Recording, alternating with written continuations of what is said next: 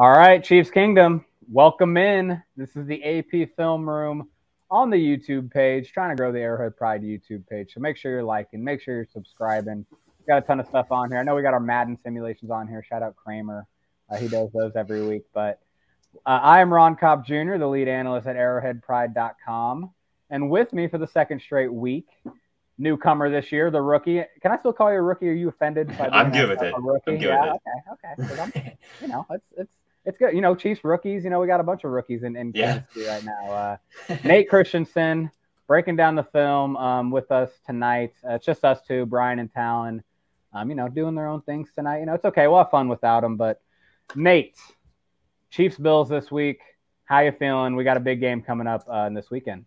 Yeah, well, we talked about it pre-show. During the regular season, I keep the preview stuff kind of down. Like, I don't, dig super deep into stats or film or anything. But like Monday or Tuesday this week, I was like, I have to look up things. Like, I have to kind of know what's going on because it feels like a playoff game in week 6, which is a rarity. No, it does. I do feel that anticipation. I mean, I was talking with Bill, I was on Bill's shows Tuesday night, Wednesday night before I could even think about the Raiders game.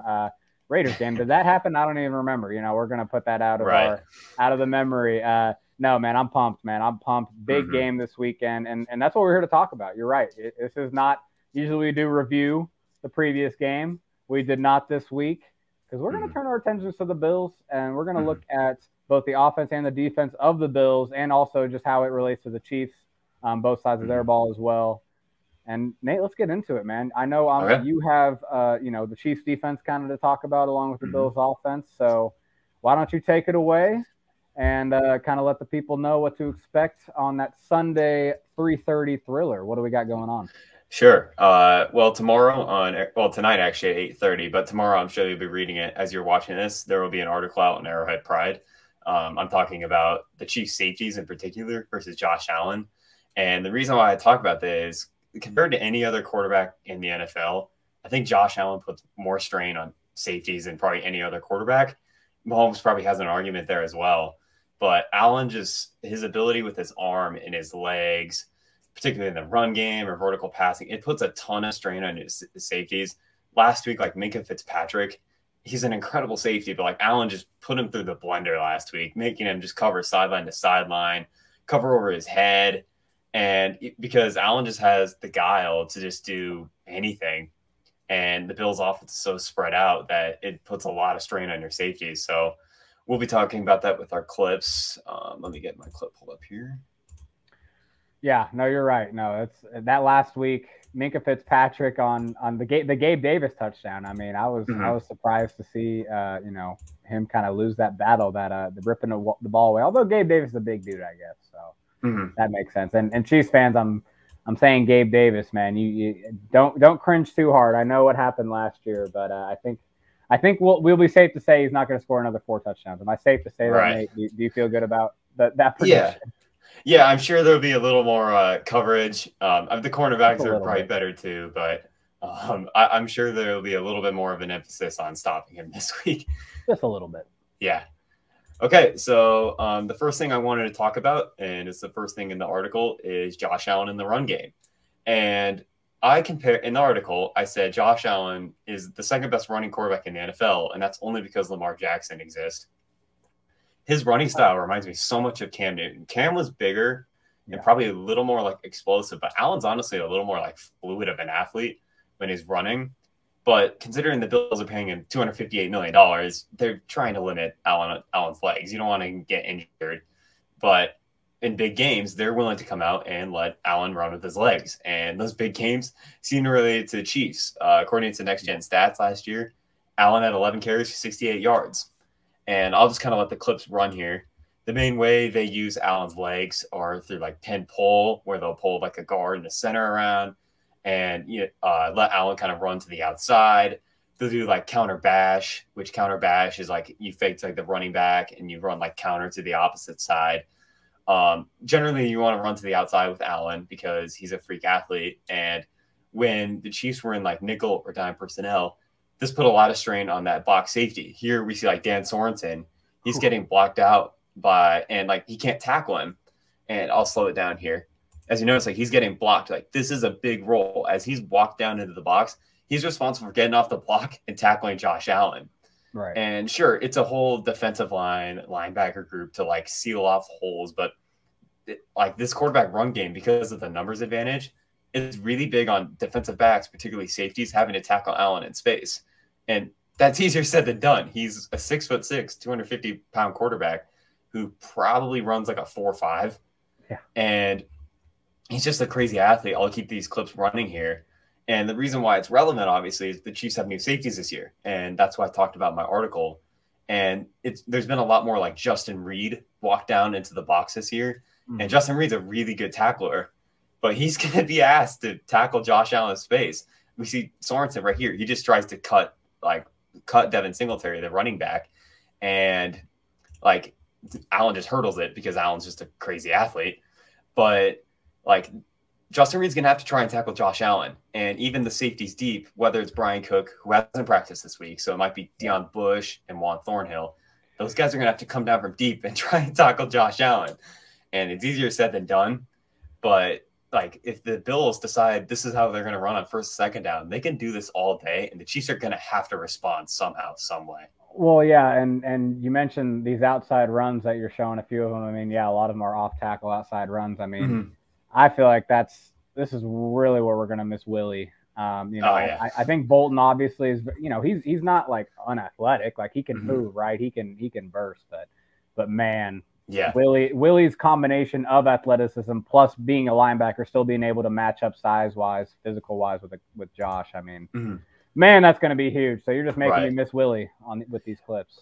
Right. Yeah. And definitely for sure. And Bolton, who didn't have his best week getting off blocks last week, from what I noticed in the Raiders game, he's going to have to do a better job this week. But he was very good in the playoff game last year, so that we can have some confidence there. But yeah, there's going to be a lot in these Chiefs safeties. They're going to have to try and tackle Josh Allen, even if it's just like, I don't mean this in like a dirty way, going low, trying to slow him down in any way. It's going to be a total group effort to stop Allen in the run game. Like the defensive line, the linebackers are just going to have to, just beat their blocks, honestly. But it's going to be difficult, and I'll be interested to see how well guys like Justin Reed do, because he can make his paycheck this week.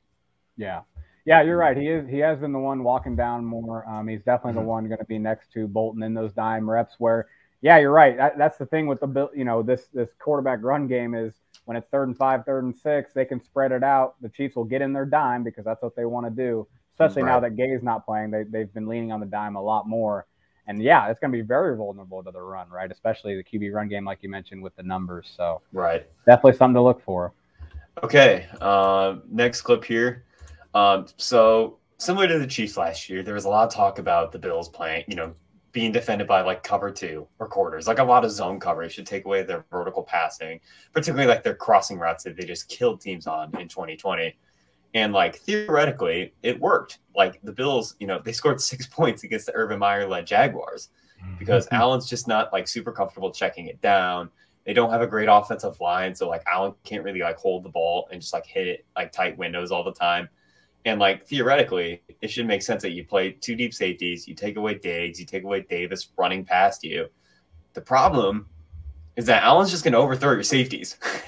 Like, it literally doesn't matter. Like, if he sees, like, a one-on-one with, like, Gabe Davis, we see here, like, Juan Thornhill, and this was, like, the, like, play that started the second half of this crazy playoff game. But, like, Gabe Davis is just going to run a post route, and Thornhill's just backpedaling. He starts to turn to run, and, like, Allen just sees that, and he's just going to throw it every time, and he's just going to throw it behind your head. And this was particularly an issue last week for the Steelers. Like the Steelers were coming out and they tried a bunch of different coverages here. They're going to bracket Gabe Davis on the bottom here. And the safety takes kind of a poor angle and Gabe Davis just runs past him. This is a 98-yard touchdown. This is like a 40-yard post throw. And he just throws it on a line in like 30-mile-an-hour wind. It doesn't matter. Like if Allen sees a one-on-one with his safety, he's going to throw it. Here's the Minka touchdown I was referring to earlier. Double move from Gabe Davis. He's just going to throw it. Like, he sees, okay, I have Minka Fitzpatrick. Like, even if it leads to turnovers, Allen's going to throw it. Like, he does not care. Here's another, like, 60-yard pass to Gabe Davis. Touchdown. And it's relevant this week, obviously, because the Chiefs' safeties, they're going to be playing a lot of 2-deep zone like they did last year in the playoffs. They're going to have to just keep the lid on everything because Allen will just throw over your head. And I wrote about this in my article. Like, yes, you're going to have to concede yards in the middle of the field. You can't cover everything. That's on your second level defenders. They're just going to have to like seal off as many windows as possible. What you can't afford to do is just let Allen throw over your safeties, because at that point, everything will open for them vertically and in the middle of the field. If they can limit that and just tackle and rally and just be strong in the red zone, that's kind of all you have to do. Josh Allen's really good. Like, you can't stop him. You just can't limit. You can't just let him score in one play. No, it's funny. It sounds like kind of what you hear opponents talk about when they defend the Chiefs, right? Right. Hey, just force it underneath. There's only so much you can do. Just don't let the big play happen. Don't let these plays happen. And even more than the Chiefs, like Allen will make more mistakes than Mahomes. Like Mahomes, especially this year, is very willing to just like, okay, like I'll just find my outlets and things like that. Like Allen gets impatient. Like he definitely gets impatient, and especially in a big game like this, you might be able to bait him more. You just cannot let him throw behind your head. Yeah, no, and you already mentioned it, but golly, I mean, they were in there too high here. Like they're in the defense, kind of supposed to take this away. Post safety right there. Yeah. I know, and actually, if you take that back a little bit, I'm curious your thoughts, because it does. I remember looking at this last year and like, what is Juan even thinking here? But there is that route underneath that kind of holds him. But even if he's supposed to, like in that game, like you probably shouldn't be leaving any depth or like leaving any chance for someone to get behind you, right? Like blame Thornhill on that? Like, I don't know. I would. I'm not there to like. I don't know how. Like, I don't coach him, but like this is clearly like cover two. He has to keep like a lid on everything over the top, and like he clearly reads it. Like he's backpedaling, he's ready to turn. Like he's just kind of slow to turn. Like he's just not like, you can kind of see he's not even like sprinting, and then suddenly he's like sprinting. He's like, oh god, like he just got behind me, and Allen's just ready to throw this. So, Juan's had a really good year. So like it could have been just one mistake, but yes, I would say like Thornhill, like compared to like what Minka's coverage was, and I'll play that again, this is definitely way worse. Like you can't have that type of breakdown in cover two and expect to beat the Bills. Right. Yeah, right. I mean, Minka was there at the catch point. Yeah. I mean this is a ridiculous throw. Like if Allen's gonna hit this throw, you just have to like, okay, that's fine. Like just be there. He's not gonna hit that every single time. Like just be in good position and try and make a play on the ball. Man. Well, go ahead, because, you're right. Those Allen throws are crazy, but go ahead. Yeah, so the final thing I kind of want to talk about today was the Bills in 2020, when they played the Chiefs twice. Spagnuolo had a lot of success blitzing because the Bills had played 10, 11 personnel and try and spread things out and, like, throw, deep crossers and things like that. And Spags is like, okay, like, Allen at that point in his career wasn't, like, processing, like, pressure super well, so I'm just going to blitz him from all these crazy angles. We're going to drop Tyrann Mathieu in the middle of the field, take away those crossers. And like Allen didn't have like any answers. And I think the Bills last offseason was like, we can't let like Tyrann Mathieu just get comfortable. So what's the easiest way we can kind of make a Spagnuolo defense simple? Just get in base defense. When you're in base defense, there's only a certain amount of calls you can do. Like you can blitz your linebackers. You have no second level defenders. Like you can blitz your corners or your safeties. Well, then you're going to have somebody like running deep. So it's a more simplified defense. So when they would get under center, you would see like a lot of play actions. And like this is the same throw that I just had to Gabe Davis, so just played again. But you can see like the Chiefs are in their base defense, run fake, just throw right behind it. And the Chiefs read it well. Like their linebackers don't even bite, but it doesn't matter. Like they'll get under center. Even though the Bills are not great running the ball, they're like, I have this written down here. They're like 24 or the 30th in run DVOA. 24th in run success rate, 20th in run EPA. Like this is not a good running team, but like it doesn't matter because like even in tight windows, if you play well in man coverage, or excuse me, in play action coverage like zone coverage, like you can kind of see here like, yes, this dig route does come open, but like Allen's kind of has to step up a little bit into pressure, and he just like throws this like dig over the middle of the field. Like it doesn't have to just always be like a deep shot. Allen will just hit tight windows and play action, even though like teams don't respect the run a lot against them. He has the arm and just like the willingness to just like hit super tight windows. So from the safeties perspective, like I kind of wrote this down in my article, like you just have to play good zone coverage. Like it's not really an adjustment thing. Like maybe maybe you're more willing to like drop a robber in the middle of the field and try and like take away some of those vertical routes. that obviously leaves you like, and I guess we probably maybe should talk about this. Like, should the Chiefs like maybe try man coverage? Because Allen is so good at hitting all these like zone windows. Like, that's probably something they're asking right now. And, Trent McDuffie's back. So what do you think about that? Man, it's funny because I'm asking that on both sides of the ball. Should both defenses play more man coverage? And the more I think about it, the more it's just both defenses I feel like just aren't in the right or don't have the right secondary personnel right now to really trust that, right? I mean, right. I know man coverage is simpler, but man, you're talking about the Chiefs, maybe seeing, with Fenton injured, this week as well. And obviously he hasn't been playing well, but we don't know if McDuffie's coming off the IR. Like, and then you look on the flip side, like the Bills, like they have so many, injuries at safety and corner, but specifically for the Chiefs, I do think you want to kind of, I would lull them to sleep a little bit with the zone. I don't think I would trust man too much, just because, I think like you were saying earlier, like we do need to kind of, just let make him go 10, 12 play drives, like like a lot of teams have made the Chiefs do, and make him make that mistake, right? Make him push the, push the envelope. But man, because man coverage with as many weapons as they have now, that's the thing with the Raiders. Like it was Devontae Adams and a bunch of other people, right? I know Darren Waller was there. He got hurt, but with the Bills, man, I don't trust either outside cornerback to play either receiver. I agree. So that's any final thoughts on what you're expecting from the Chiefs defense? Yeah, like I think it's just going to be a lot like it was last year. I think it's going to be a lot of zone. I just think it's going to I don't think Steve Spagnuolo is going to try like rushing Josh Allen with blitzers. I don't think he, especially at that Willie Gay's range, I don't think he's going to try and make his like guys tackle like Allen scrambles. If Allen's going to beat us down the field for 4 quarters, like you just have to throw your hands up. And sorry, like this is a really good quarterback. Like there's only so much you can do. And he is a really good quarterback, and so it's okay to say that. We're not sliding any, Mahomes to say that. So they averaged 10 yards a play last week. He's pretty good, and they can't run the ball. My God, 10 yards a play. All right, well, we might as well talk about some Bills defense because they do have another side of the ball. It's not just offense over there, even if it seems like it. And this key thing with the Bills defense right out the gate, the main thing I want to point out is Von Miller, right? Von Miller is on the Bills this year. I'll let a little bit of it's a clip of just his 3 sacks this year play. But just my main thing with this is that the Bills had a very deep defensive line last year. They had a very healthy rotation, a fresh rotation of defensive linemen, right? But they just did not have that top tier edge rusher. And I really think that might have been the difference, especially in the AFC divisional round game, right? I mean, the Chiefs offense really had not a lot of trouble, just working around the Bills pass rush. It's not like they weren't getting any pressure, but there just was no, there's not that fear on third down, like, oh God, this guy's coming. There's not that one-on-one matchup last year. This year there is, and Von Miller is absolutely the guy that's gonna, the Chiefs need to be aware of where he is at all times. And the reason I chose, I wanted to highlight these plays, not only are they sacks, he kind of wins in a different way in each one. And so this first one, he shows the power off, right? He bull rushes all the way through.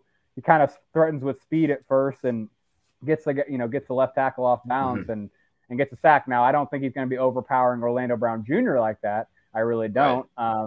But he could overpower Andrew Wiley, definitely like that. Yes. That second sack is the ghost move, his famous ghost move, man. And this is where Brown's, this is where I could see Brown really having the struggles, right? And Brown always has these struggles with these speed rushers, these edge rushers type. He did on Monday, and I'll show that in a second. But that's where Vaughn really specializes is being that speed, that edge rusher, even on a chip, and honestly, the chip almost hurts his left tackle here, because it gives Von Miller a reset and kind of another chance to go at him again with space, attack him, instead of being the left tackle being engaged. But that's the kind of plays that I wanted to show, because Von Miller is this older player. He should not be this good anymore, and he still is this good, making these kind of moves. You see it in this third sack here. He also has the technical rush moves, right? This is the grab and pull. And he does it very well on Moses, who's a quality right tackle. And it just shows you that he can really do a bunch of everything, and he's going to be really productive. And it's something the Chiefs have to be aware of as they go into this game, because as you saw on Monday night, man, they were the offensive tackles had a hard time with Max Crosby and Chandler Jones. And Chandler Jones, specifically on Brown's side, gave him trouble. And this is just one clip, but it's just a good example of how Brown loses a lot of the time is around the outside, right? Not getting his feet back far enough, not getting quick or deep enough in his set where he has to lunge, right? Look how much he's lunging with his arms, right? With both arms. With both arms, exactly. too. Exactly, right. Yeah. And so he's just not, doing very well against the speed rushers. I know he did have that knee injury a little earlier in the year that I have heard some people bring up, and it's like, yeah, it is a good point. I mean, but he's always struggled against speed rushers. Right. So I would say, like, as a comparison, I don't know how many people remember this. Like last year when we played the Cowboys, and like Micah Parsons is like an absolute freak athlete. So like it's probably unfair, but like honestly, Vaughn's pretty similar. And like Orlando couldn't get his hands on him, and that's been a problem for him this year. I think injuries are part of that, but that's going to be a problem for Von Miller because if you don't put hands on him, he's going to just run under your shoulder and get a sack. No, that ghost move, man. It is crazy how he's able to do that. Go from being right next to you, all of a sudden you don't even touch him and he's past you. Like serious ankle injury too. You wouldn't notice. I know, and I feel like you saw him slow down in Denver too, and I swear he was not this good a few years ago. But it's a big deal for the Chiefs to deal with. But that is going to be something they're going to have to deal with chips and all that. And they're going to have to, right? They can't just leave Orlando Brown and Andrew Wiley on islands. But with that, I hope they don't use Kelsey too much, Chip. I hope that, that they use a lot of running backs, so they go into 12 personnel and use Kelsey as that third receiver and keep the other tight end to Chip. Because the Chiefs do have a distinct advantage in this game with Kelsey, against these Bills linebackers in this cover 2 zone that they love to run. Now, I'm gonna run just these 2 plays at first because the rest of the plays are against man. But this is what Kelsey can do against zone, and this is why I think it might be smart for the Bills to maybe mix in more man. Is that Kelsey and Mahomes they're just so good at understanding what zone defenders think is supposed to happen, what they're supposed to do, and their responsibilities, and taking advantage of it by whether it's Kelsey right here. He's going to run upfield, but as soon as he sees, as soon as he can feel Edmonds react and where Kelsey's in his blind spot, right? He can't see Kelsey anymore, and I'll pause it kind of when that is. Kelsey can tell that Edmonds can't see him anymore, that he's coming towards him, right? And so it's just a quick little, okay, I'm right here. That's all it is. And so that's what he can do with zone defenders is really just manipulate, what they're supposed to do. Obviously, this is a missed pass, and it doesn't get completed, but this is the other part of it too, is just, and the end zone angle is actually better for this, but on these crossers here, it's just, Edmonds, he probably should understand he needs to carry Kelsey across the field, but I think really why he doesn't is just because he's kind of fearful that Kelsey's going to break that off, to the outside, because Kelsey's he's that nuance of a route runner where linebackers are always thinking, he's going to do one thing and then he does the other. And so I think he was just a little fearful, like, okay, I don't know for sure that Kelsey's, going all across the field because his eyes have to be on the quarterback. And so it's a feel thing. And so that's where, and then I need to show the end zone angle of this. Where did they go? But that's where Mahomes' eyes come into play too against zone defenses. Right. He's really good at making sure, he's really good at making sure they don't follow his eyes to the pass, right? He makes sure his eyes are active, always moving, not locking on to one player. And that's kind of what happens here. He doesn't necessarily look Edmonds all the way off, but he's just, he's not just staring down Kelsey. He's not just waiting for him. He's got this timed up, right? You can see, and you can see you can tell when he understands when Kelsey's supposed to be past Edmonds in the linebacker. He's not looking at Kelsey, right? He's looking to the left. And that drop, he just knows that Kelsey's going to be in that spot at that time. And so that's where zone defense, I feel like with the Bills, I feel like they may want to switch it up a little bit. I say that though, and then you're going to man up Kelsey with Milano or Edmonds, and it's just going to be more of the same. And this is what's happening here, although this is on a slot corner right here, which Kelsey just outmans him at the sticks and beats him right here. And then let's get to that last play because I do want to show the last play. I mean, this is just a thing of beauty. Bills trust man coverage in the red zone, Milano on Kelsey, and that's the game-winning touchdown. So, that is where it is a little bit of a thing where Kelsey is just so good against zone. Mahomes is so good against zone that I do think the Bills will be almost playing into the strengths of the Chiefs offense by playing a lot of their cover 2 zone like they did last year.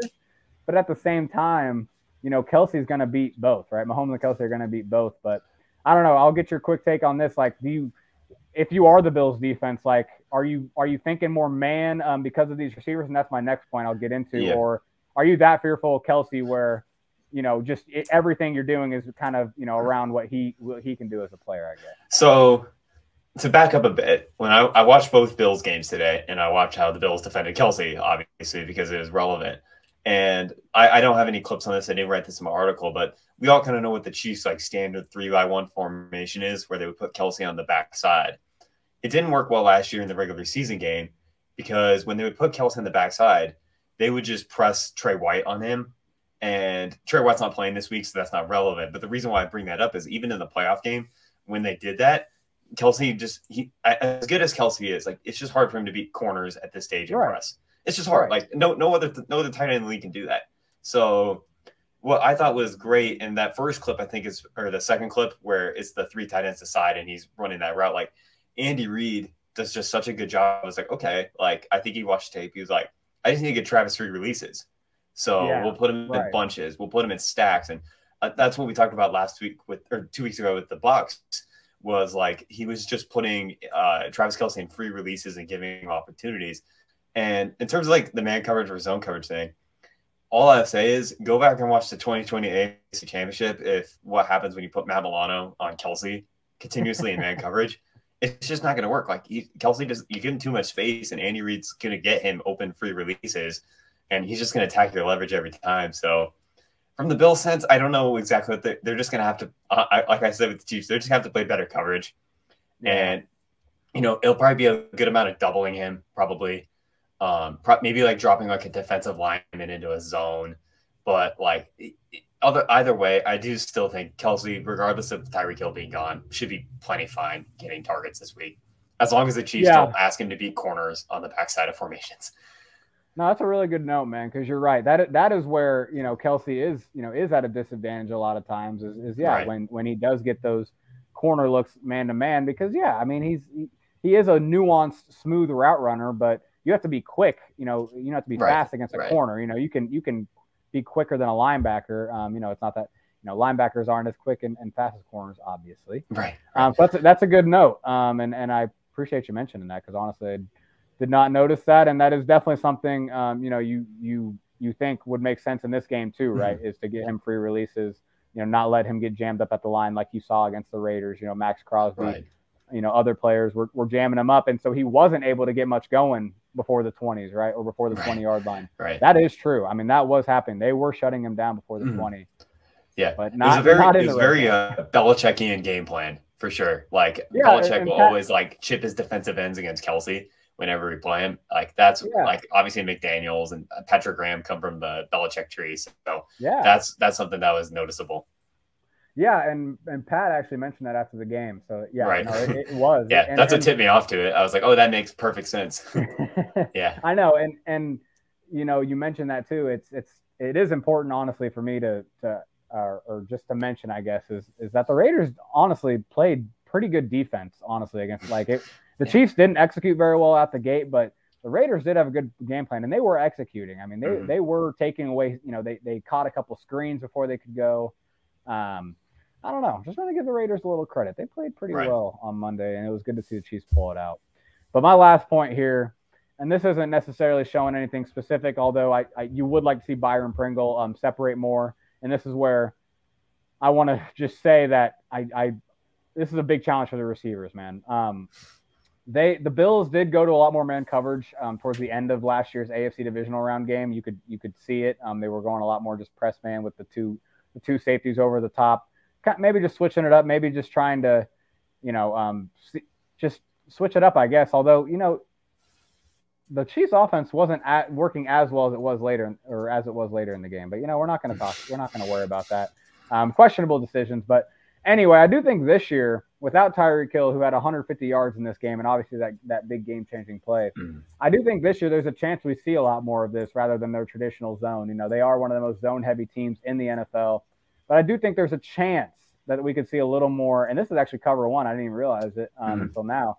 I mean, there's a chance we could see a little more of this. Maybe just the too high with man under it. I don't know about the one high stuff, but the thing is, can these receivers create the separation or will it look like this? Because, Byron Pringle here, I mean, the guy's right on his hip pocket. Byron Pringle's not creating any sort of separation. Right off the line, you see it too. And then this is actually another play where, no separation is being created, so Mahomes kind of has to hold on to the ball a lot longer. I think that's something that we need to think about this game, because the receivers, in my opinion, this year have not necessarily, proven that they can create separation consistently against man coverage. The Colts game was the worst, version of that, or the biggest example of that, I should say. That's why the offense struggled so much a lot of times, is because there were no receivers open. And since it was a conservative game plan, which should not be the case this week, but since that was a conservative game plan against the Colts, there was no receivers being schemed open. There was no, schemed open plays for the most part. It was a lot of, all right, go out and win. And they didn't win. Now, there should be a lot more schemed open plays this week, obviously, because it is a big game. Andy does seem to, have his best stuff ready for the biggest games. And that's why, I do want to show this play as well that I'm pulling up. Because it is, they did play man coverage last year, and they did, have some success a little bit, on those two plays I showed, times where the Bills had success on it, but it can also lead to some blown opportunities. And this is why maybe the Bills may be hesitant, or any team may be hesitant to play man coverage against an explosive offense, is because you can get loose, like in a play like this where they bunch it up to the left side. And this is a pretty common play, but bunch it up to the left side, and they're going to have McColl, the last guy in the line of scrimmage. He's going to hesitate a little bit, not go right away, so the defender isn't just hauling over to the left side or the right side of the field. He's going to stutter a little bit, and then he's going to just release, and that man coverage defender is getting blocked, not actually blocked, but by the route of Kelsey, although he does kind of throw a block here a little bit. And Hardman's just wide open, and this actually sets up the game-winning touchdown. So that's where man coverage can go a little wrong, but we did see it a little more last year with the Bills, and I am really curious to see if they go to it a little more this year, just to give the Chiefs a little bit of a change up, and try to challenge the Chiefs receivers to beat man coverage, and kind of maybe create some confusion for Mahomes in the offense. So that's what I'm seeing on the Bills defensive side of it. Now we got a game. Now we got a game, Nate. What are your final thoughts as we wrap here up and just get ready? Only a couple days away from this big game. Yeah, just to touch on man coverage real quick. In the Week 5 game last year, they actually ran a lot of one robber, and it would bring either Poyer or Hyde, down into the box. I wouldn't be surprised if we see that again this week, especially if, like I talked about with doubling Kelsey. That's an easy way, kind of double Kelsey that way. So I wouldn't be surprised about that. And about the overall game, I'm sure the predictions will come out tomorrow. I did predict the Bills to win. And honestly, I think it's a toss-up. I think it could be either way. My justification was I think the Bills right now have a little more continuity on their side. And what I wrote about in the article is, since there's so many new faces on both sides of the ball, they never played the Bills. And the Bills have seen the Chiefs, even though the Chiefs are definitely new schematically. I don't think it'll matter towards the end of the season. I still think the Chiefs are arguably the favorites. This game in the large scheme of things really won't mean too much. It will when we're live on Sunday, but it really won't. Like 10 weeks from now, we won't really care. I think the Chiefs will pick it up and figure everything out by the end of the season. But I could see them struggling both sides of the ball, because this is a really difficult matchup, and the Bills are going to be really ready for this. Man, I agree with you on most of your points there. I do think, the defensive side for the Chiefs is definitely going to struggle. Like, if anyone thinks they're going to, they're going to Arrowhead on Sunday and expecting the defense to have a great game and to make the game or the difference in the game, I'm just going to be honest. It's just not happening. The Bills are absolutely going to be, score points, put up a lot of points on offense. Now, the Chiefs offense, though, I do think, and I did pick the Bucs to win earlier this year in that game. Same. And honestly, seeing them perform in that game, seeing them come out with that mentality, and I know it's a little different because maybe there's some revenge with some of the players from the Super Bowl, although, like you mentioned, not everyone on this team was there. But all that to say is I am going to buy into the fact that, for whatever reason, I do get it, Andy with his game plans, it's hard for him to, just go all out every week. And I think being a veteran coach, knowing his team's going to be there at the end, a lot of times I think in these games that don't mean as much, he does just kind of say, hey, go out and win. I'm not going to call anything special for the most part.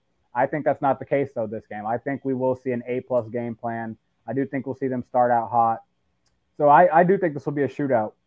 But, man, until they give the Buffalo Bills a home game in this series, I am going to go with the Chiefs. I mean, I was joking with some Bills guys, like, man, why the NFL just does not want the Bills to play in Buffalo against the Chiefs, I guess.